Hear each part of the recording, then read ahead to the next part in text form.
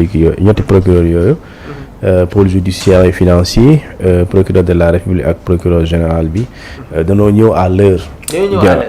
jamono ji nga xamante ni di bëri woon na sa débat ci justice dafa yéex dafa am ci ñu tuddee lenteur en tout cas ci li ñu doxalee ci traitement de dossiers yooyu alors mu ñëw une semaine après et c'est cette sortie là avant ñu koy def il y a eu ay actes yu ñu posé alors il y a eu ce qu'on appelle ay enquêtes yoo xam minutieuse d'ailleurs parce que bu nekkuloon enquête minutieuse di nga ko dégg ci mbedd mi. nu ñuy jàngatee enquête minutieuse c'est-à-dire tey il a fallu qu'on arrête des gens pour qu'on comprenne que nekkate gars yi ñu ngi ci te même bu dee waxuñu sax mais xam nga ne ñu ngi ci c'est-à-dire loolu sax la wuñu sax ñu ne la ndax justice mu ngi liggéey justice mu ngi liggéey ak police ak gendarmerie loolu peut-être dossiers yi ëpp doole ngay dégg ci mbedd mi mu am ay affaires yu fuité les enquêtes yooyu def nañ ko ba mu sotti presque kenn yëgu ko jour bi procureur yootee document bi sénégalais yëguñu ko quand je dis sénégalais muy public bi yëguñu ko ba mu yoree document bi ba mu nekk ci këram bureau ay fan sénégalais yëguñu ko bu mu ko envoyé dig sénégalais yëguñu ko bi dig duggee ci danse bi bay arrêté ay convoqué di arrêté yëguñu ko mais dig aussi dafay convoqué ba pare déglu la placé la en garde à vue jébbal la juge d'instruction bi mu def la liberté provisoire sénégalais soog ko yëg. D'accord. donc mu leer ni donc y a eu un travail boo xam ne bu am solo bu ñu def avant ñoom sax ñuy génn li génn bi nag dafay am solo mooy di nga wax sénégalais yi ñaata nit la ñu jàpp. nit yooyu ñu jàpp ñaata lañ cautionné cautionnement bi lan lay tekki. lu tax ñu cautionné lu tax ñu bàyyi leen nga xam ne loolu waxoo ko defuloo ko parce que da nga ànd ak ñoom. wala nga contre diw dañ koy def parce que loolu la yoon teg en tant que juge d'instruction et procureur ñëw pour leeral loolu et sénégalais comprendre ko noonu parce que ñu ngi commencé woon def comparaison sàcc ginaar tëdd sàcc milliard bon puisque kenn waxagul kenn moo sàcc mais ñu jox da nga sàcc milliard wala million après ñu bàyyi nga génn donc même si mën nga comprendre sénégalais yi seen inquiétude mën nga ko comprendre mais lu yoon may nit nag mënoo ko nangul mënoo ko arracher mënoo ko bañ jëfee donc du coup ñu génn day xam sénégalais yi gën a comprendre parce que ki war a wax moo wax donc procureur de la République il parle tout le monde comprend nga dégg comme ça rima dootul amati weerante du amati si yenn questions yi donc quand il donne le nombre exact de personnes arrêtées mooy le dossier yi nangam la jot nañu 258 millions pour l'heure alors pôle judiciaire bi ne entre bu ñu installé ak ba léegi on a eu à mettre à cumuler au moins 15 milliards de francs CFA ak oto yu ñu jàpp ak titre foncier boo xamante ni def nañ ko toujours état donc nga xam ne ñii tooguñ di nelaw parce que la fois dernière su ma jumulee seen dernière communication bu ñuy def mooy pôle bi mais ñu annoncé su ma jumulee 3 milliards xaw ma 5 mais bu ñu annoncé wuñu woon moitié bu ñu am tey donc mu leer ne donc dañoo génn avant-hier mais question bi mooy bu ñu defee mise à jour tey dina yokk parce que diggante bi procureur daf la ne le jour même de la conférence de presse nee na am na mbir yu am Thiès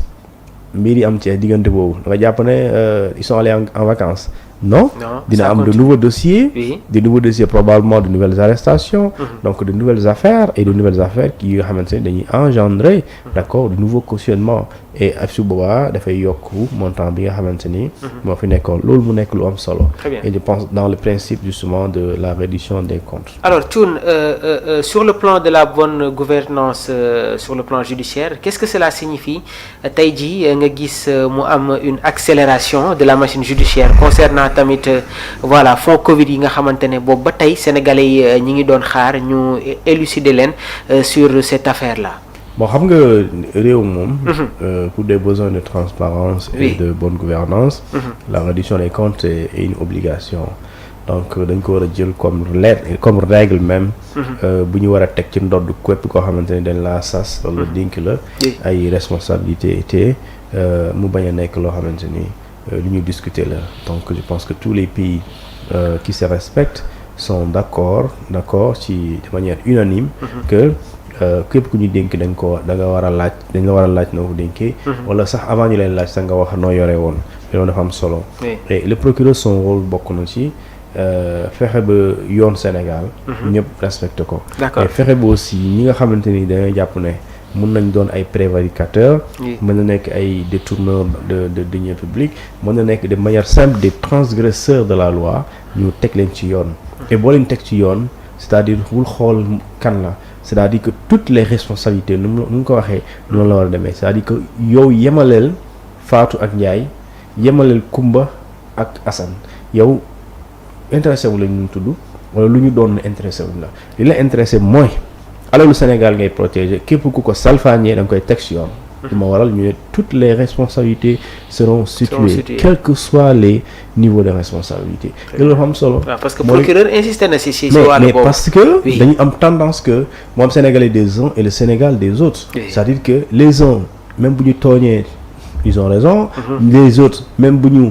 tooñulee ils ont tort. mais dans ce Sénégal là il faut l'écraser quand je dis l'écraser mooy il faut faire disparaître cette injustice faire partie lu ñu tuddee ce degré de traitement des dossiers mooy ku def yóbbu ko ci yoon à la hauteur lu mu def nga daan ko wala mu fay ko ku deful ba ko maintenant ñi def il se peut mu nekk simple sénégalais mu nekk particulier mu nekk koo xamante ni doxoon nañ ko ay responsabilité ci état am koo xamante ni il a été nommé ou élu maintenant comme ci tombel bu dee 100 francs nga yor réew mi nga delloo réew mi bu dee dañ la war a daan ñu daan la bu dee dañ la war a sanctionner nga rembourser kese yem ci ñu def ko comme ça su boobaa mu nekk une sanction exemplaire pour ñii jiite réew mi wala ñi nga xam ne ñoo nekk ci poste de responsabilité ñu xam ne ñoom à chaque fois bu ñu defee lu yoon tere mën na leen dem traduire devant la justice sénégalaise et su boobaa ñu risque comme ñeneen ñi nga xamante ni ñoom la ñuy topp nii lu ñu risqué mu nekk loo xamante ni aussi day tax lu nu moom kenn du ko waxuma kenn du jël parce que boo doon reyaate sax dina am ñu jéem a jël yëfu jàmbur mais puisque yoon les lois sont faites pour être violées bon ceux qui décident de les violer qu'ils assument et qu'ils s'assument. Très bien loolu kese la. loolu kese la alors l'ancien procureur de la CREI ki nga xamante ne moom mooy Alioune Ndao moom jot na yëkkati ay kàddu donc désormais député il s'est insurgé contre la politique judiciaire actuelle appliquée dans le traitement des dossiers de détournement de deniers publics notamment dans l'affaire des fonds force Covid 2019 le procureur Ndao l'ancien procureur jot na dénoncé tamit Thioune la libération sous caution de plusieurs personnes mises en cause estimant que la réponse pénale devrait être beaucoup plus ferme moom mi ngi accentuer sur les sanctions wala tamit daan yi nga xamante war na dal sur les personnalités qui ont eu à détourner l'argent du contribuable sénégalais. Bon, sauf que daan amagul fii. Oui. Daan amagul fii en plus. Sur les cautions aussi. C'est pas loolu daan, c'est pas une sanction. C'est une mesure. C'est une mesure alternative à la prison quoi. Mais ça c'est pas une sanction. Donc il faut ñu xam. Procureur Alioune Ndao que je respecte beaucoup. Oui. Et xam naa fi muy waxee. Mais sauf que dans lu muy wax. du la mës a wax violation de loi. du la ko mës a wax. parce que amul on n'a pas violé la loi. te position bu mu am beaucoup de Sénégalais am nañu ko. mooy tey li tax ñu cautionné ñu bàyyi leen mais li tax ñu bàyyi leen ginnaaw bu ñu cautionné yoon moo ko wax. oui parce que soo demee ci code de procédure pénale article 127 bis ak 127 terminal. daf lay wax les conditions n'est-ce pas de la liberté provisoire. D'accord. Les conditions mais pare nee na la si le juge d'instruction estime nécessaire. donc loolu tubaab la bu jàppee ne war na kon buñ la waxee bu jàppee ne war na kon mën na la indil condition yi nga war a réunir pour nga am liberté provisoire kon soo ko réuniree dañ lay bàyyi. D'accord. léegi loolu mooy condition léegi. c'est le juge nécessaire sauf appréciation lañ la bëgg a wax l'appréciation du juge. Oui. Le pouvoir discrétionnaire la léegi moom su ko apprécier ne man lii doy na ma du cuun moo war a tontu à la place ki wax ne lii doy na ma parce que moom moo xam li mu teg ci table wala li ñu ko tegal ci table ba mu doy ko léegi bu décidé mun naa ci bañ a d'accord mais mënuma bañ a d'accord benn non dafa juum parce que kooku dañ ko ne mën nga ko def boo jàppee ne war na. donc moom war na voilà. c'est le juge nécessaire de le faire. il peut le faire léegi nag lii ma tax ma ne la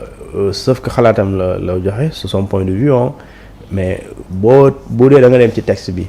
juge bi lu mu def juge d'instruction bi lu mu def exactement loolu la ko yoon wax parce que juge d'instruction dañ ko ne mooy article 140 daf ko ne du code de procédure pénale daf ne booy topp nit boo xamante ni li nga koy topp dafa concerné ci article 152 ba article 155 du code pénal